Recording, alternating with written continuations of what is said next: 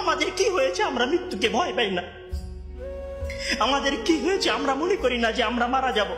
পৃথিবীর সর্বশ্রেষ্ঠ মানুষ, সর্বশ্রেষ্ঠ রাসূল দুনিয়া থেকে বিদায় নিলেন, তার সাহাবীদেরকে ছেড়ে তিনি দুনিয়া থেকে চলে গেলেন, উপরের জগতে পাড়ি জমালেন। আমাদের কি হয়েছে যে আমরা বিশ্বাস করতে চাই না, আমরা প্রস্তুতি গ্রহণ করি না মৃত্যুর জন্য? আমি আপনি কি মনে করি যে আমরা চিরদিন বেঁচে থাকবো? আমি আপনি কি মনে করি যে আমার গ্যারান্টি রয়েছে আমি সালাত আদায় করে আমার রুমে ফিরে যাব? বিশ্বাস করুন হে আমার ছাত্র ভাইয়েরা, অবশ্যই আমাকে আপনাকে একদিন মৃত্যুবরণ করতে হবে, আমাকে আপনাকে একদিন এই দুনিয়া ছেড়ে চলে যেতে হবে। সুতরাং মৃত্যুর জন্য প্রস্তুতি গ্রহণ করুন, সুতরাং মৃত্যুর জন্য প্রস্তুতি গ্রহণ করুন। সেই দিন আসার পূর্বে, যেই দিন মৃত্যু আপনার দরবারে উপস্থিত হবে এবং মহান আল্লাহ তাআলাকে আপনি বলবেন, হে আল্লাহ, আমাকে স্বল্প একটু সময় দিন, আমাকে স্বল্প একটু সময় দিন, আমি ফিরে যাই এবং কিছু নেক আমল করে আসি। কাল্লা ইন্নাহা কালিমাতুন হুয়া কাইলুহা।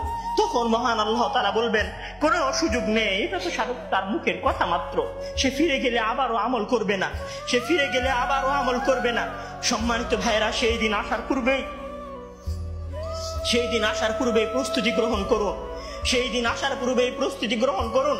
জেনে রাখুন, সেই দিন উপস্থিত হয়ে গেলে আর কোনো আমল করার সুযোগ থাকবে না। সেই দিন উপস্থিত হয়ে গেলে কবরের নাজাত পাওয়ার জন্য আর কোনো কিছু করার সুযোগ থাকবে না। সেই দিন এসে গেলে 2 রাকাত সালাত আদায় করে আল্লাহর কাছে ক্ষমা প্রার্থনা করার কোনো সুযোগ থাকবে না। সেই দিন এসে গেলে রাতে জেগে 8 রাকাত তাহাজ্জুদ সালাত আদায় করার কোনো সুযোগ থাকবে না। এখনো সময় আছে। মহান আল্লাহ তাআলার দরবারে নিজেকে সঁপে দিয়ে তার কাছে ক্ষমা প্রার্থনা করুন। মহান আল্লাহ তাআলার দরবারে নিজেকে সঁপে দিয়ে তার কাছে ক্ষমা প্রার্থনা করুন। মানুষের সাথে কোনো ভুল থাকলে সে ভুলের ক্ষমা চেয়ে নিন। মহান আল্লাহ তাআলার সীমা লঙ্ঘন করে থাকলে মহান আল্লাহ তাআলার কাছে ক্ষমা চেয়ে নিন। সেই দিন আসার পূর্বেই যদি সেই দিন এসে যায়, সেদিন আর কোনো লাভ হবে না, সেদিন বেঁচে থাকার আর কোনো সুযোগ হবে না, 1 সেকেন্ড সময় আপনাকে বেশি দেওয়া হবে না। সম্মানিত ছাত্র ভাইয়েরা, মৃত্যুর জন্য প্রস্তুত হন। মহান আল্লাহ তাআলা আমাদের সবাইকে